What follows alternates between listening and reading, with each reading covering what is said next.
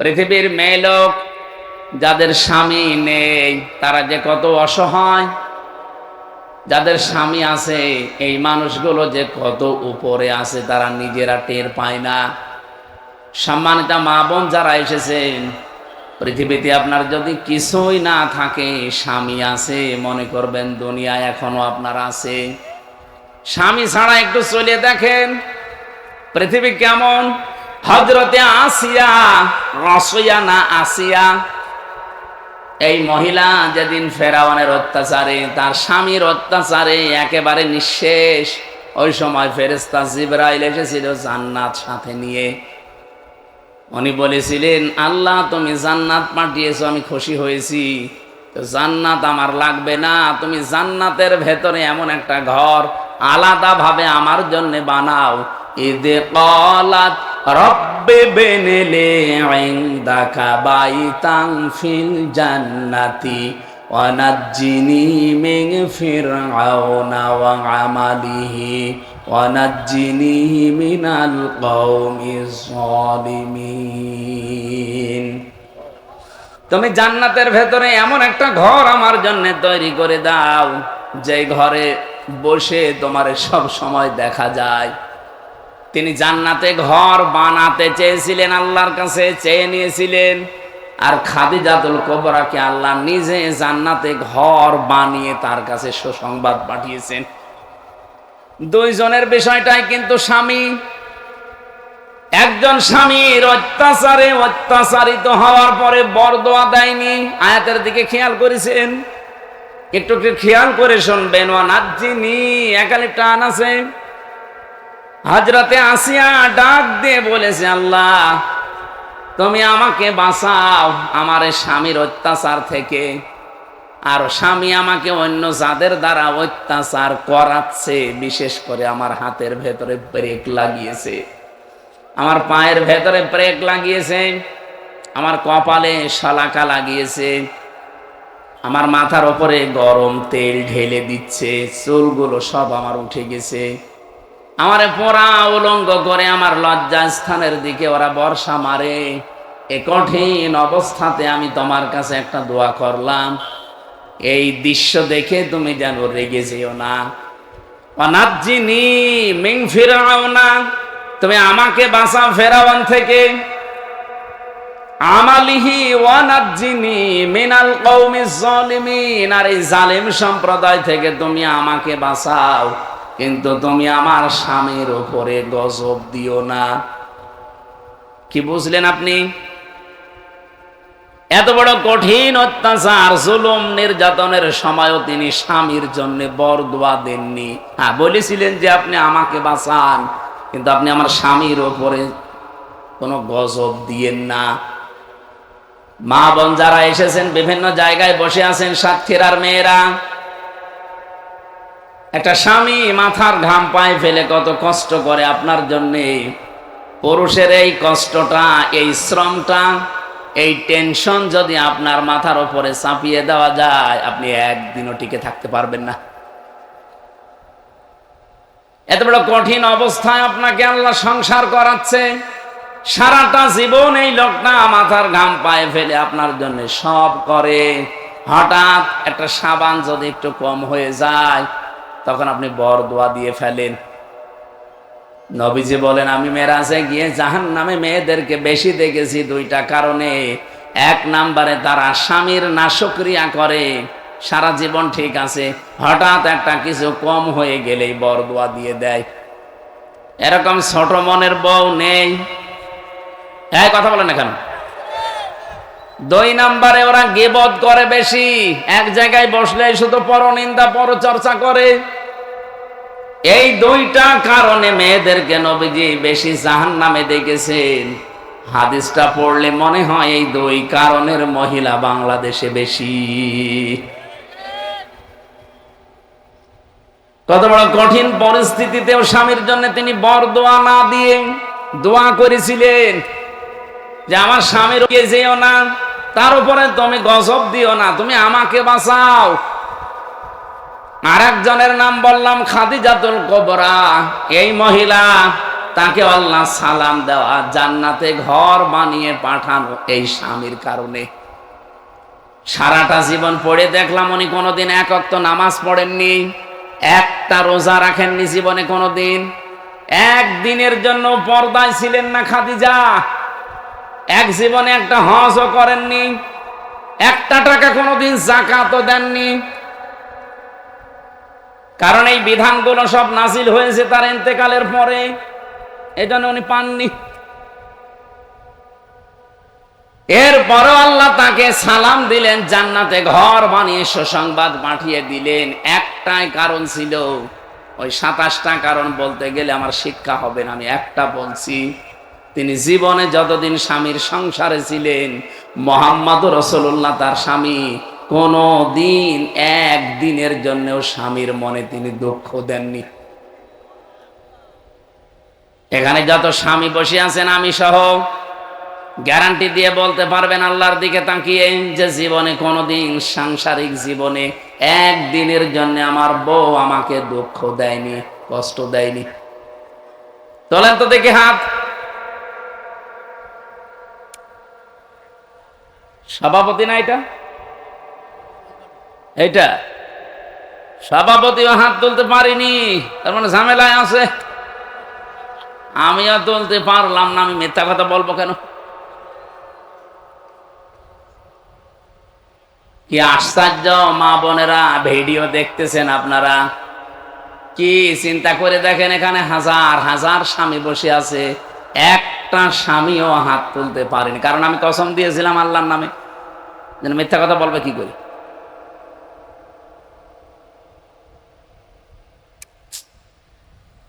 খালি নামাজ পড়া, রোজা রাখার, কালো বোরকা পরা ইবাদত না, মেয়েদের যত গুরুত্বপূর্ণ ইবাদত আছে তার ভেতরে অন্যতম তার স্বামী। আপনি পুরা কোরআন শরীফ খুলে পড়ে দেখেন, আমি যে কতবার পড়েছি পুরা কোরআন, একটা জায়গায় কোনো স্বামীওয়ালা মহিলার নাম আমি পাইনি।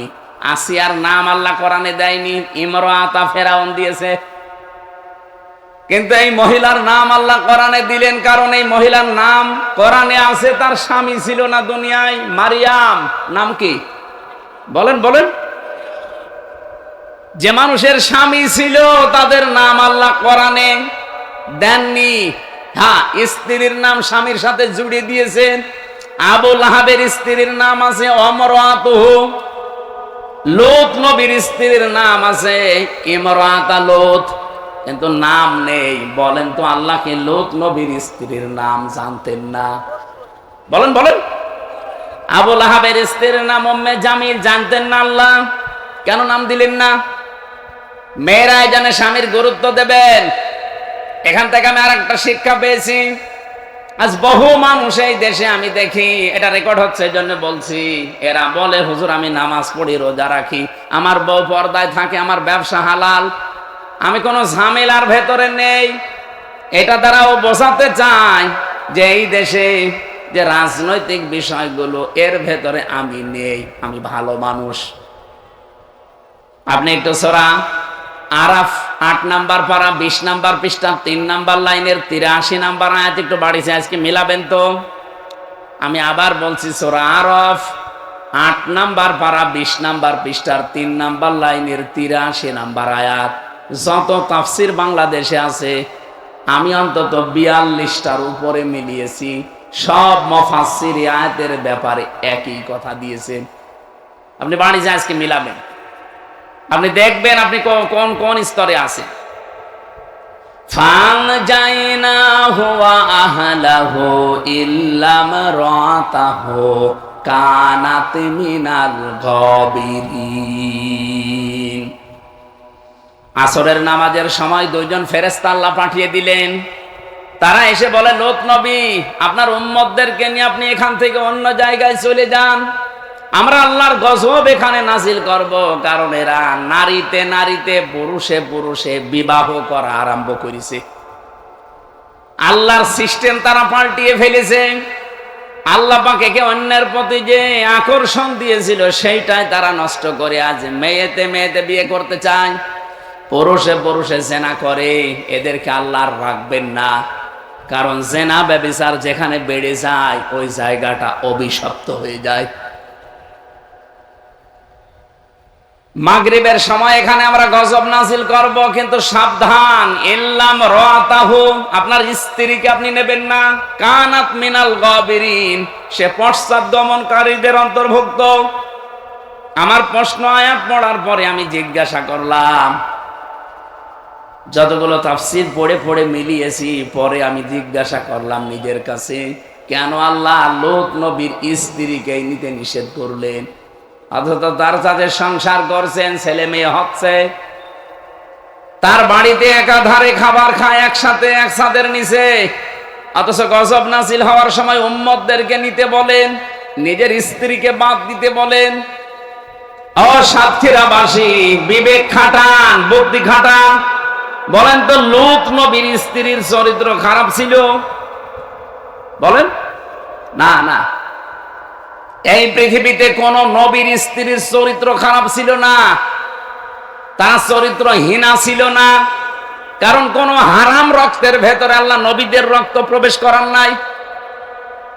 এ পৃথিবীতে যত নবী এসেছে, কোন হারাম রক্তের ভেতরে আল্লাহ নবীদের রক্ত দেননি।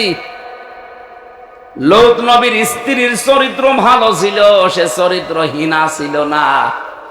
কিন্তু গজব নাজিল হওয়ার পরে আল্লাহ তাকেও ধ্বংস করে দিলেন, সে জাহান্নামে চলে গেছে। কারণ একটাই, সে নিজে ভালো ছিল, সে চরিত্রহীনা ছিল না, কিন্তু তলে তলে চরিত্রহীন মানুষদেরকে সাপোর্ট করত। ওই যে যারা মেয়েতে মেয়েতে জেনা করে, পুরুষে পুরুষে জেনা করে, চরিত্রহীন মানুষদেরকে, এই দুশ্চরিত্রবান মানুষদেরকে সে সাপোর্ট করত তলে তলে। আপনি চিন্তা করতে পারেন, একজন নবীর স্ত্রী, তাও যেমন তেমন সাধারণ মানুষের স্ত্রী না, নবীর স্ত্রী হওয়ার পরেও চরিত্রহীন মানুষদেরকে সাপোর্ট করার কারণে যদি জাহান্নামে যায়। এই বাংলাদেশে কত মানুষ, হাজী সাহেব নিজে ভালো মানুষ, নিজের বউ পর্দায় থাকে, নিজের ব্যবসা হালাল, নিজে 5 ওয়াক্ত নামাজ তাহাজ্জুদ মিলে পড়ে, যাকাতও দেয় বছরে বছরে, নিজে সবকিছু ইসলামের উপরে, এমন এমন জায়গায় সাপোর্ট করে, ভোট দেয়, রায় দেয়, যার চরিত্র ভালো না। আপনাকে বলা লাগবে বাংলাদেশে নেই এমন নেতার পেছনেও কাজ করে, যার দিনের চরিত্র একরকম, রাতের চরিত্র আর এক রকম। আপনি কি দুনিয়ার কাজ মনে করছেন? এটা মনে করছেন আল্লাহ টের পাচ্ছে না? কে বলেছে আপনাকে? লূত নবীর স্ত্রীকে যদি আল্লাহ ছাড় না দেয়, আপনাকে ছাড় দেবে? আপনি খালি নামাজ পড়েন, রোজা রাখেন আর কালো বোরকা পরেন, আর আপনি হালাল ব্যবসায় আছেন না। আমি তো ভালো, আপনি তো ভালো, আমিও জানি কোন মানুষকে সাপোর্ট করেন, ওর চরিত্র ঠিক আছে। সূরা নিসা 5 নাম্বার পারা 10 নাম্বার পৃষ্ঠার 12 নাম্বার লাইনের 85 নাম্বার আয়াতে আছে, মাইয়াশফা শাফাআতান হাসানাতান ইয়াকুল লাহু নাসীবুম মিনহা ওয়া মাইয়াশফা শাফাআতান সাজ্জিয়াতান ইয়াকুল লাহু কিফলুম মিনহা। রব্বুল আলামিন বলেন, কোন মানুষ যদি ভালো কাজে সুপারিশ করে, ওই লোকটা ভালো কাজ করে যা পাবে, শুধু সুপারিশ করে পেছনের দরজায় শুধু একটু ঠেলা দিয়ে আপনি তাই পাবেন। কোন মানুষ যদি অন্যায় কাজ করে, ও অন্যায় কাজ করে যে গুনাহ হবে, আপনি শুধু পেছনের দরজা দিয়ে ঠেলা দিয়ে সাপোর্ট দিয়ে সেই গুনাহগার হবেন। এটা দুনিয়ার কাজ মনে করে সামনের এটা কেউ এড়িয়ে যাবে না। হ্যাঁ, এ তো দুনিয়ার কাজ। কে বলেছে আপনাকে? আপনি যা করবেন এইটা দিয়ে হয় আপনার জান্নাত তৈরি হবে, যা করবেন অথবা এইটা দিয়ে আপনার জাহান্নাম তৈরি হবে। আপনি যা করছেন এখন আপনার নিজের উপরে। লূত নবীর স্ত্রীর দিকে তাকিয়ে একটু ভাববেন। আমি একটা দুইটা পড়লে বলতাম না, 42টার উপরে আমি মিলিয়েছি। আমার ভয় লাগে, আমি এমন মানুষকে আবার সাপোর্ট করি না তো, এমন মানুষের পেছনে নেই তো যে তার চরিত্র ভালো না। আল্লাহ আমাদের সবাইকে যেন এই আয়াতটার উপরে আমল করার তৌফিক দান করেন, বলেন আমিন। যারা আমিন বলেননি তারা মনে হয় লূত নবীর স্ত্রীর সাথে জাহান্নামে যেতে রাজি আছে। কারণ আমি জানি আপনি আমিন বলবেন না, আপনি তো সাপোর্ট করেন এমন মানুষকে। এবার বলেন তো আমিন। না, এখনো সবাই বলেনি। বলেন, আপনি কি আয়াতটা মানতে চান না? কথা বলেন না কেন? সুতরাং সামনে যদি সময় আসে, সুযোগ আছে, কোন চরিত্রহীন মানুষ আমার সামনে আসতে পারবে না। কথা বলা লাগবে। ওপেন ঘোষণা দিলে অনেকের রাগ হয়। বাংলাদেশ জামাত ইসলামের এখন শ্রদ্ধাভাজন আমিরে জামাত যিনি আছেন, ডাক্তার শফিকুর রহমান হাফিজাহুল্লাহ, আল্লাহরে বান্দা অলরেডি ঘোষণা দিয়েছেন এই দেশে যে যারা জামাত ইসলামী থেকে এমপিতে দাঁড়াবে 5 বছর পরে যদি ওদের একটা টাকা বাড়ে, আমার কাছ থেকে বুঝে নেবেন। 5 বছর এমপি হওয়ার পরে, মন্ত্রী হওয়ার পরে ওদের একটা টাকা বাড়বে না। যদি 100 টাকা নিয়ে এমপি হয়, আরো 50 টাকা হয়ে যাবে। কথা বললেন না কেন? বাংলাদেশে এমন কোন দল আছে যে এই ঘোষণা দিতে পারে? বলেন, আমি সেখানে যাব। কাউকে তো পাচ্ছি না যে এই কথা দায়িত্ব নিয়ে বলতে পারে যে আমার দল থেকে যদি কেউ এমপি হয়, মন্ত্রী হয়, 5 বছর পরে ওর 100 টাকা থাকলে 50 টাকা হবে। বলেন, কেউ এই দায়িত্ব নেয় না। আমার মনে হয় এই ঘোষণা দিলে অনেক দল থেকে কেউ এমপি দাঁড়াবে না। বলবো ও ছাতা আমি কি করবো, আমার যা ছিল এটাও চলে যাবে। আর ভালো মানুষ পান না। বলে ভালো মানুষ পাবো কোথায়? মাওলানা মতিউর রহমান নিজামী হাফিজাহুল্লাহ রহমতুল্লাহ আলাইহি, উনি তো ইন্তেকাল করেছেন, শহীদ হয়ে গেছেন। এই লোকটা মন্ত্রী ছিল, মন্ত্রিত্ব চালিয়ে 36 টাকা বেঁচেছিল, ওটা রাষ্ট্রকে ফেরত দিয়েছে। এই পৃথিবীর ইতিহাসে এই প্রথম। আর আপনি ভালো মানুষ খুঁজে পান না? না, ভালো মানুষ খুঁজে হলে আমার মনে হয় এখন জিবরাইলকে নিয়ে আসা লাগবে। আমরাও তো বলেন সাধারণ মানুষ, আমাদের ভেতরেও আপনার মতো লোভ, লালসা, আকাঙ্ক্ষা এগুলো নেই? এই ঝঞ্ঝা বিক্ষুব্ধ পৃথিবীতে আপনার সাথে আমি চলি, আপনার সাথে আমি আছি। এই জায়গায় টিকে থাকা মানুষ হিসাবে কত কঠিন, আপনি নিজেকে ওই জায়গায় দাঁড় করিয়ে বলেন তো। আপনার মতো আমার আত্মীয় স্বজন নেই, আপনার মতো আমার স্ত্রী নেই, তাদের কাছ থেকে চাপ আসে না, এরপরেও টিকে থাকা কত কঠিন। যারা ছিল জীবন দিয়ে গেছে, দুর্নীতির সাথে আপোষ করেনি, এ মানুষগুলো আল্লাহর ওলি। ভালো মানুষ খুঁজে পায় না। আপনি নিজেই তো খারাপ মানুষ, ভালো মানুষ খুঁজে পাবেন কি করে? আমি স্বামী আছে আর স্বামী নেই এই কথা তুলতে গিয়ে এ পর্যন্ত এসেছিলাম। সুতরাং যাদের স্বামী আছে, যতদিন বেঁচে আছে গুরুত্ব দেবেন। হারিয়ে গেলে তখন টের পাবেন যে কি হারালাম। স্বামী যাদের নেই ওদের কত উল্টাপাল্টা মন্তব্য মানুষ করে, কত উল্টাপাল্টা নজর দিয়ে তাদের দিকে তাকায়, আপনি জানেন? এই জন্য অন্তত এই বট গাছটা বেঁচে আছে যতদিন, এর হক আদায় করবেন, এর ছায়ায় থাকতে হলে একে সেবা যত্ন করবেন। আল্লাহ আমাদের মেয়েদেরকে হযরতে খাদিজাতুল কুবরার সাথে যেন জান্নাতের কাতারে শামিল করে দেন। বলেন আমিন। সূরা মারিয়াম থেকে ৯৮টা আয়াত আছে, মাত্র একটা আয়াত পড়েছি। আমার এই মাথার ভেতরে আয়াত নিয়ে যত তথ্য আমি পেয়েছি, শুধু আমার জীবন না, এখন ৩৩ বছর আমার বয়স, কিয়ামত পর্যন্ত যদি আয়াত নিয়ে কেউ আলোচনা করে, কিয়ামত এসে যাবে তাও শেষ হবে না, এত কথা আছে এর ভেতরে। আমরা আসেন এখান থেকে কিছু আবিষ্কার করার চেষ্টা করি ইনশাআল্লাহ। রব্বুল আলামিন জানাচ্ছেন, আযকুর ফিল কিতাবি ইব্রাহিম। আমি 2 কিরাত পড়েছিলাম এখানে, ইব্রাহিম বলেছি একবার, আর একবার বলেছি ইব্রাহাম। 7 কিরাতে কোরআন শরীফ পড়া যায়, আলেমরা জানে এটা। আল্লাহ পাক বলেন, আমি আলোচনা করেছি আমার এই কিতাবের ভেতরে ইব্রাহিম আলাইহিস সালাম সম্পর্কে। ইন্নাহু কানা সিদ্দিকান নাবিয়্যা, নিশ্চয় সে ছিল একদিকে সিদ্দিক আর একদিকে নবী। তাহলে এখন কি পেলেন বাংলা অর্থের ভেতরে? আমি তো আরবি পড়ার পরে বাংলা বলে ফেললাম। ওয়াজ তো শেষ হয়ে গেছে নাকি? না, এখনো শেষ হয়নি। আল্লাহ বলেন, আমি আলোচনা করেছি। এখানে প্রথম শব্দ হচ্ছে ওয়াজকুর, জাল কাফর। আমি 16 সালে একবার জিকিরের উপরে আলোচনা করেছিলাম যে জিকির কাকে বলে, কত প্রকার, কি কি। কোরআন শরীফে জিকির আল্লাহ কতটা অর্থে ব্যবহার করেছেন, হাদিসে কতটা অর্থে জিকির এসেছে। সেই জায়গায় আমি জিকিরের 5টা অর্থ নিয়ে এসেছিলাম কোরআন থেকে আর হাদিস থেকে 40টা। এই 45টা দিয়ে আমি 1-1.5 ঘন্টা কথা বলেছিলাম। যেহেতু ওটা ইন্টারনেটে আছে, জিকির বললে আমির হামজা লিখলেই পেয়ে যাবেন। এই প্রথম শব্দ আমি বাদ দিয়ে দিলাম। আল্লাহ বলেন আমি আলোচনা করেছি, জিকির করেছি ফিল কিতাবি, কিতাবের মধ্যে। এখানে দেখেন কিতাবের আগে আল্লাহ আলিফ লাম দিয়েছেন। এই পৃথিবীতে কিতাব আমার আল্লাহর কাছে মাত্র একটা, তার নাম কোরআন। তার নাম কি? আরো জোরে বলেন। কোরআনে কারিম বাদ দিয়ে পৃথিবীতে যত কিতাব আপনি দেখেন, এগুলো আসলে কিতাব নয়, এগুলো কিতাবের ব্যাখ্যা।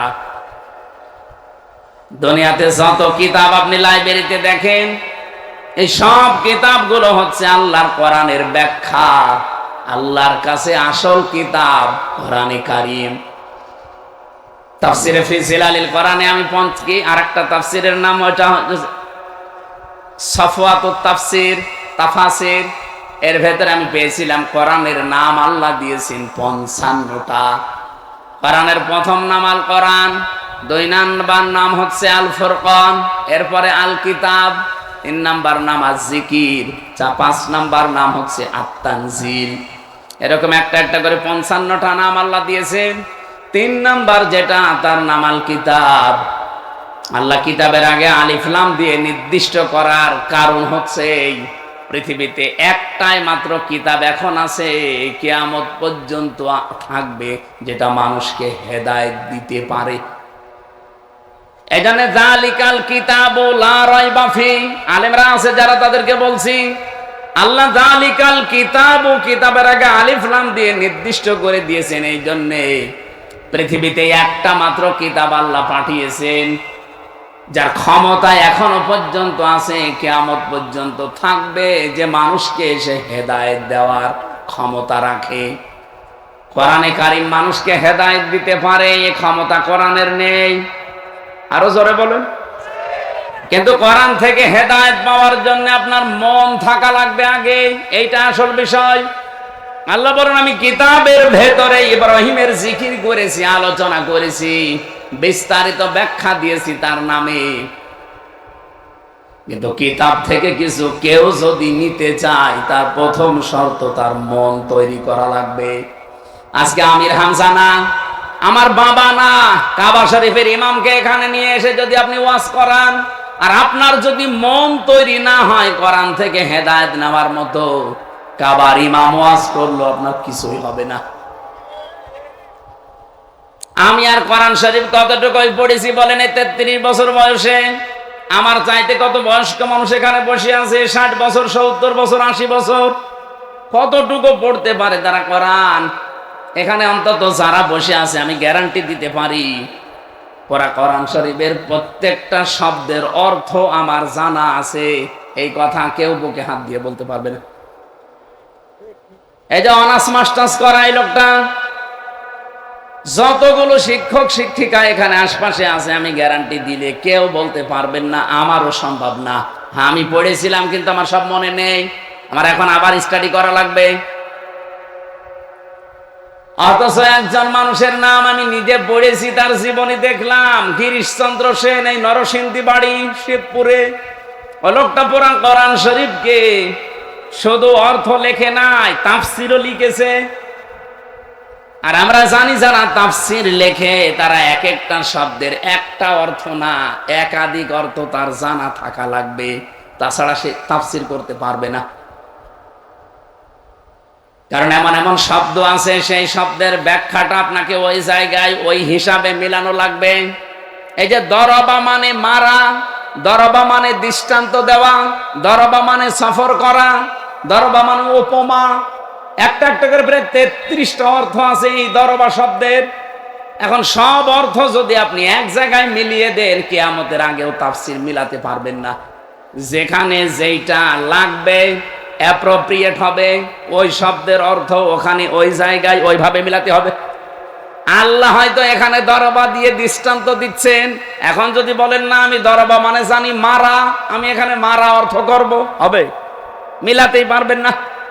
তাহলে গিরিশচন্দ্র সেনের দিকে একটু বলেন তো, লোকটা কোরআন শরীফ কি পড়া পড়েছে? আমি নিজে কোরআনের উপর অনার্স মাস্টার্স করা, আমার তাফসির নিয়ে কামেল করা, কোরআন শরীফ মাত্র 6 মাসে এমন মুখস্থ করেছিলাম, আয়াত পারা পৃষ্ঠা লাইন রুকু পর্যন্ত আমার মাথার ভেতরে আছে। এত পড়া পড়েছি, এরপর আমি প্রতিটি শব্দের অর্থ এখন আর বলতে পারি না, ভুলে গেছি। পড়েছি, বহুবার পড়েছি, কিন্তু আমার মনে নেই। আপনি কি কি চিন্তা করছেন বলেন? গিরিশচন্দ্র সেনের কাছে আমি কি? কিছুই না। কারণ তার এক একটা শব্দের 33টার উপরে অর্থ জানা ছিল, আর আমার একটা শব্দের 5টা অর্থ বের করতে পারছি না। 3-4টের পরে আমার আর মনে থাকে না, তাও পুরাটা না, ডিকশনারি দেখা লাগবে। তারপরে এই লোকটা কোরআন আমার চাইতে আপনার চাইতে পড়েছে বেশি, বুঝেছে বেশি, লিখেছে বেশি, কথা বলেন না, কিন্তু কোরআন থেকে সে হেদায়েত পেয়েছে। মরে গেলে তার জানাজা হয়েছে, কবরে দিয়েছে, কি করেছে? পুড়িয়ে ফেলেছে। কিছু বুঝলেন এখান থেকে? কোরআন শুধু পড়লেই বুঝলেই শুনলেই হবে না, শুধু লিখলেই হবে না, মন থাকা লাগবে। ওর মন ছিল না, আল্লাহর হেদায়েত দেয়নি। আপনার যদি মন থাকে, হযরত ওমরের মন ছিল, উনি মাত্র শুনেছিলেন সূরা তাহার কয়েকটা আয়াত, সূরা মারিয়ামের পরে তাহা কয়েকটা আয়াত শোনার পরে আল্লাহ তাকে পুরাটা চেঞ্জ করে দিয়েছে। তিনি যখন এ পর্যন্ত শুনলেন, ইন্নানি আনাল্লাহু লা ইলাহা ইল্লা আনা ফা'বুদনি ওয়া আকিমিস সালাতা লিযিকরি। তার নিজের ভাষা যেহেতু আরবি ছিল, তিনি আরবি বুঝলেই শুনলেই বুঝতে পারতেন যে আল্লাহ কি বলতে চায়। হযরত ওমর বলেন, এ পর্যন্ত শোনার পরে আমার মন পুরা চেঞ্জ হয়ে গেছে। যেই লোকটাকে মেরে ফেলার জন্য তরবারি হাতে নিয়ে দৌড়াচ্ছিলাম, এখন মনে হচ্ছে নিজের গর্দানটাই ওই তরবারি দিয়ে আমি দ্বিখণ্ডিত করে ফেলি। সাতক্ষীরাবাসী এতক্ষণ বলার পরে সামারাইজ এইটাই, আমির হামজার একদিনের ওয়াজ না, কিয়ামত পর্যন্ত ওয়াজ করলেও কিছুই হবে না যদি আপনার মন না থাকে। কোরআন শরীফের ক্ষমতা আছে, কিন্তু আপনার মন থাকা লাগবে না। কোরআনে ক্ষমতা নেই।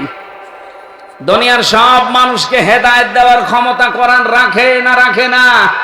এই জন্যই তো আলিফ লাম দিয়ে নির্দিষ্ট করে দিয়েছেন, হেদায়েতের একচ্ছত্র কিতাবে একটা। বলেন তো, এই পৃথিবীতে সূর্যের আলো সবাই পায় না? অন্ধ যে সে আলো পায়। এখন কি দোষ সূর্যের না ওর চোখের? বলেন বলেন। পৃথিবীতে একটা খাবার আছে, তার নাম দুধ। নাম কি?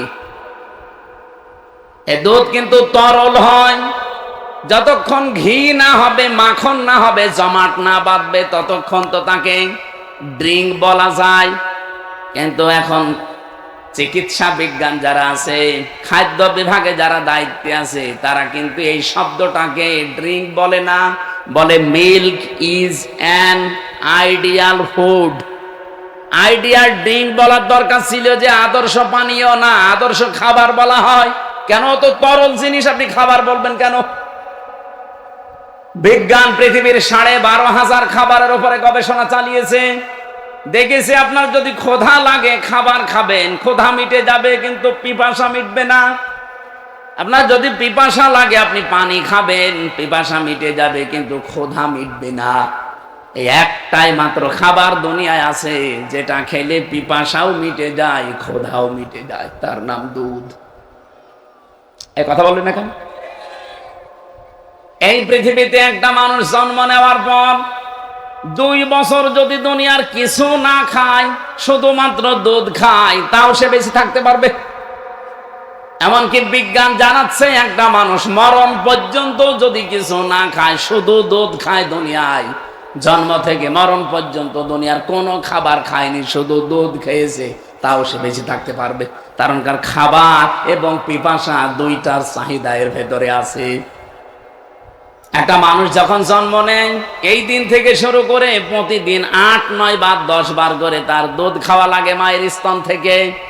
বিজ্ঞান এখন জানায় যে প্রতিদিন যদি 8 থেকে 10 বার করে দুধ খায়, প্রতিবারে যদি 1 পোয়া করে হয়, 8 বারে কমপক্ষে 2 কেজি হবে। আপনি 2 বছরের হিসাব একটু ক্যালকুলেটর দিয়ে মারেন। আমি একবার হিসাব মেরে দেখলাম যে আমি আমার মায়ের স্তন থেকে 2 বছরে কমপক্ষে দুধ খেয়েছি 36 মণ। কত বলেন বলেন? আমি আমার এই 36 মণ, আমি তো একা, তো মা বাবার আমি একা সন্তান, এই হিসাবে আমি আমারটা মিলিয়ে দেখলাম না, আর একটু উপরে যাই। আমার 2 বাড়ি পরে আমার এক চাচাতো দাদা আছে, ওনার 12টা মেয়ে আর 5টা ছেলে। আমি ওনার বউকে একটু মিলালাম, দেখি তো ওই মুরব্বী মহিলাকে একটু মিলাই। আপনি 12 আর 5 কত হয় বলেন বলেন? 36 মণ করে হিসাব মারেন। 700 কত মণ যেন আমি একবার পেয়েছিলাম। একটা মহিলার ওজনই হয়তো 50-55 কেজি হবে, অথচ 772 মণ দুধ আল্লাহ তার স্তন থেকে বের করিয়ে তার সন্তানদেরকে খাওয়িয়েছে। এটা আল্লাহর কুদরতি মেশিন। আমি ওইদিকে গেলে দুধের যে আলোচনা আছে, দুধের যে গুণগান আছে, আমি যদি এখন দুধেরই গুণগান করি তাও 8-10 মিনিট শুধু দুধ দুধ করতে পারবো না। আমার বিষয় হচ্ছে দুধ এটা তরল থাকলে তো milk is an ideal drink বলার দরকার। তো বিজ্ঞান তাকে আইডিয়াল ফুড বলে এই কারণেই, কারণ এটা পানি এবং খাবার দুইটার সমন্বয়ে আল্লাহ বানিয়েছেন, এই পৃথিবীর একমাত্র খাবার। ও সাতক্ষীরাবাসী বলেন তো, এত গুণগান দুধের, এই দুধ কি সবার জন্য ভালো? এক কথা বলছেন না কেন? আমাশার রোগীকে যদি দুধ দেন, সুবহানাল্লাহ না নাউজুবিল্লাহ, এমনকি ওর রাস্তা হবে পায়খানার সাথে, বালিশ কাঁথা নিয়ে আমার মনে হয় পায়খানায় ঘুমালো রাখতে পারে। এক কথা বলছেন না কেন? জিনিস তো ভালো, সবার জন্য ভালো না। এখন দোষ কি দুধের না ওর পেটের? কোরআন শরীফও ভালো, সবার জন্য ভালো না। আল্লাহ আলিফ লাম এমনি দেয়নি, আপনার আগে মন থাকা লাগবে, তৈরি করা লাগবে নিজেকে এটার হেদায়েত পেতে হলে। রব্বুল আলামিন বলেন, এমন একটা কিতাবে আমি ইব্রাহিমের আলোচনা করেছি, যে কিতাব তোমাদেরকে হেদায়েত দেওয়ার ক্ষমতা রাখে। জোরে বলেন সুবহানাল্লাহ। সেটা আমাদের কাছে আজ আছে, কিন্তু কোরআন থেকে হেদায়েত নেওয়ার মতো মন আমাদের অনেকের নেই। কোরআন থেকে যদি হেদায়েত কেউ নিতে চায়, আল্লাহ আমার 2টা শর্ত লাগিয়েছেন। এইদিকে তাকান এবার। কোরআনে কারীমের সূরা শুরার 13 নম্বর আয়াতের শেষের দিকে পাবেন, আল্লাহু ইয়াজতাবি ইলাইহি মাইয়াশা ওয়া ইয়াহদি ইলাইহি মাইয়ুনিব। রব্বুল আলামিন বলেন, আমি যাকে তাকে আমার কোরআনের জন্য বাছাই করি না। আমার এই কোরআন পড়া, আমার এই কোরআন বোঝা, আমার এই কোরআন কায়েম করা, আমার এই কোরআন প্রচার করা, এগুলোর জন্য যারে তারে আমি কাজে লাগাই না। আমি কাজে লাগাই তাকে যাকে আমি নির্বাচিত করি। বলেন তো, নির্বাচিত করার পদ্ধতি কি? নির্বাচন। বলেন বলেন, একটা কিছু যদি নির্বাচিত করতে চান কোন পদ্ধতি বলেন? নির্বাচন ছাড়া নির্বাচিত করা যায়? তা আল্লাহ আমাদেরকে নির্বাচিত করবেন। এই 18 কোটি মানুষ আছে এই দেশে, সবাইকে কোরআন কায়েমের পথে আল্লাহ কাজে লাগাবে না। আল্লাহ বলেন, আমি নির্বাচিত করে এই মানুষগুলোকে কাজে লাগাবো যারা কোরআন কায়েমের মতো। কাদেরকে লাগাবো? ওয়াহদি ইলাইহি মাইয়ুনিব, যে লোকটা আমি আল্লাহর দিকে ফিরে আসতে চাই। তার মানে আপনি একামতে দিনের দায়িত্ব পালন করতে চান না, আপনার ভালো লাগে না, বুঝবেন আল্লাহ আপনাকে নির্বাচিত করেননি, আপনি আল্লাহর দিকে এখনো ফিরে আসতে পারেননি, আপনার অন্য দিকে টান আছে। কারণ কিছু জিনিস পেতে হলে কিছু জিনিস ছাড়া লাগে। আজকের আলোচনা ওইটাই ছাড়া। আমি ইব্রাহিম নবীর জীবন থেকে কয়েকটা তথ্য এখন আপনাদেরকে দিতে চাচ্ছি। রব্বুল আলামিন বলেন যে ইব্রাহিমের আলোচনা আমার কিতাবে করেছি। ইব্রাহিম কেমন ছিল জানো? সিদ্দিকুন নাবিয়্যা। 1 নম্বরে তিনি ছিলেন সিদ্দিক, 2 নম্বরে তিনি ছিলেন নবী। এখন সিদ্দিক কাকে বলে? আমাদের এই দেশে আমরা অনেকেই মনে করি সিদ্দিক মানে হাফিজুর রহমান সিদ্দিক, নাকি? সিদ্দিক মানে সত্যবাদী, যারা সত্য কথা বলে এরা সিদ্দিক না। শুধু সত্য কথা বললে আপনি সিদ্দিক না। কিয়ামতের দিন আল্লাহ কাতার বানাবেন 4টা, মিনান নাবিয়্যিনা ওয়াস সিদ্দিকিনা ওয়াস শুহাদাই ওয়াস সালিহিন। প্রথম নাম্বারের কাতারে থাকবে নবীরা। ওখানে আমাদের মতো মানুষের যাওয়ার ক্ষমতা আছে না, শুধু নবীরা। 2 নাম্বারে আল্লাহ কাতার বানাবেন সিদ্দিকিন, সিদ্দিকদের। তার প্রথম নাম্বারেই থাকবেন হযরত ইব্রাহিম আলাইহিস সালাম। উনি নবীদের কাতারেও থাকবেন, সিদ্দিকদের কাতারও এসে দাঁড়াবেন। দ্বিতীয় নাম্বারে আমি নাম পেয়েছি, যিনি থাকবেন তার নাম হযরত আবু বকর সিদ্দিক। সিদ্দিকের আমি যে ব্যাখ্যাগুলো পেয়েছি, এই ভালো করে শোনেন। এটা সিদ্দিক কিয়ামতের দিন যেহেতু দ্বিতীয় কাতার, এই কাতারে আমাদেরকে যদি শামিল হতে হয় তাহলে দুনিয়া থেকে সিদ্দিক হয়ে যাওয়া লাগবে। আর সিদ্দিক হচ্ছে ওই মানুষটা যে মানুষ সত্যকে সত্য জানার পর কোনো প্রশ্ন ছাড়া পেছনের টান সব বাদ দিয়ে যে লোকটা মেনে নিতে পারে, এই লোকটা সিদ্দিক না। আপনি বোঝেননি, আবার বলছি। বসো, এটা খুব গুরুত্বপূর্ণ পয়েন্ট। সিদ্দিক হিসাবে কিয়ামতের দিন আবু বকর সিদ্দিকের কাতারে যদি দাঁড়াতে চান, সত্যকে সত্য জানার পর পেছনের টান থাকলেও সব বাদ দিয়ে দ্বিধাহীন চিত্তে প্রশ্ন ছাড়া মেনে নেওয়ার মতো যোগ্যতা আপনার এখনই তৈরি করা লাগবে। হযরত ইব্রাহিম এমনি সিদ্দিক এই শব্দটা পাননি, তিনিও অনুসন্ধান করেছিলেন সত্যকে। এটা সূরা আনামের ভেতরে পাবেন।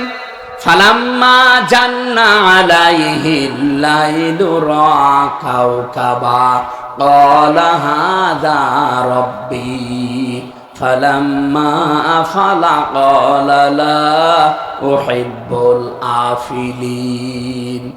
প্রথমে তিনি তারকা দেখার পরে বললেন এটা আমার রব হবে। যখন অস্তমিত হয়ে গেছে বলছে না, যেটা ডুবে যায়, যার অস্তিত্ব নেই, ওটা আমি মানি না। পরবর্তীতে চাঁদ দেখলেন, ওইটাও যখন ডুবে গেল বলে না, মানি না। পরবর্তীতে সকালবেলা দেখলেন বিশাল এক সূর্য, তিনি বললেন হাদা রব্বি হাদা আকবার, এটা তো বড় দেখায়, এটা আমার বড় রব। ওইটাও যখন ডুবে গেল সন্ধ্যাবেলা, তিনি তখন জাতির লোকদেরকে ডাক দিলেন। আমরা যেটা জায়নামাজের দোয়া বলে প্রতিদিন পড়ি, উনি ওইটা জাতির লোককে শোনালেন। ইন্নী ওয়াজ্জাহাতু ওয়াজহিয়া লিল্লাযী ফাতারাস সামাওয়াতি ওয়াল আরদা হানিফা ওয়া মা আনা মিনাল মুশরিকিন। আমাদের জাতির পিতা হযরত ইব্রাহিম, তিনি জাতির লোকদেরকে ডাক দিয়ে বললেন, হে আমার জাতির লোকেরা, আমি হক সত্য অনুসন্ধান করছিলাম, বিভিন্ন জায়গাতে আমি ধর্ণা দিয়েছি, শেষ পর্যন্ত এখন আমার কাছে সত্য কি অলরেডি ধরা পড়েছে। আমার এই চেহারা আমি তোমাদের দিকে ঘুরিয়ে নিলাম। আসমান আর জমিনের যিনি উদ্ভাবক হানিফা, আমি একনিষ্ঠ ভাবে ঘুরে আসলাম। ওমান মিনাল মুশরিকিন, আমি মুশরিক না। সাতক্ষীরাবাসী, এই শিক্ষাটাও গুরুত্বপূর্ণ। জাতির পিতা ইব্রাহিম নবী সিদ্দিক হয়েছিলেন কেন? কিন্তু সত্যকে খুঁজতেছিলেন, অনুসন্ধান করতেছিলেন। সত্যকে খুঁজতে খুঁজতে, অনুসন্ধান করতে করতে যখন পেয়ে গেলেন, তিনি সত্যকে খুঁজে পেয়েছেন, অনুসন্ধান করে পেয়ে দুনিয়ার সব বাদ দিয়েছেন।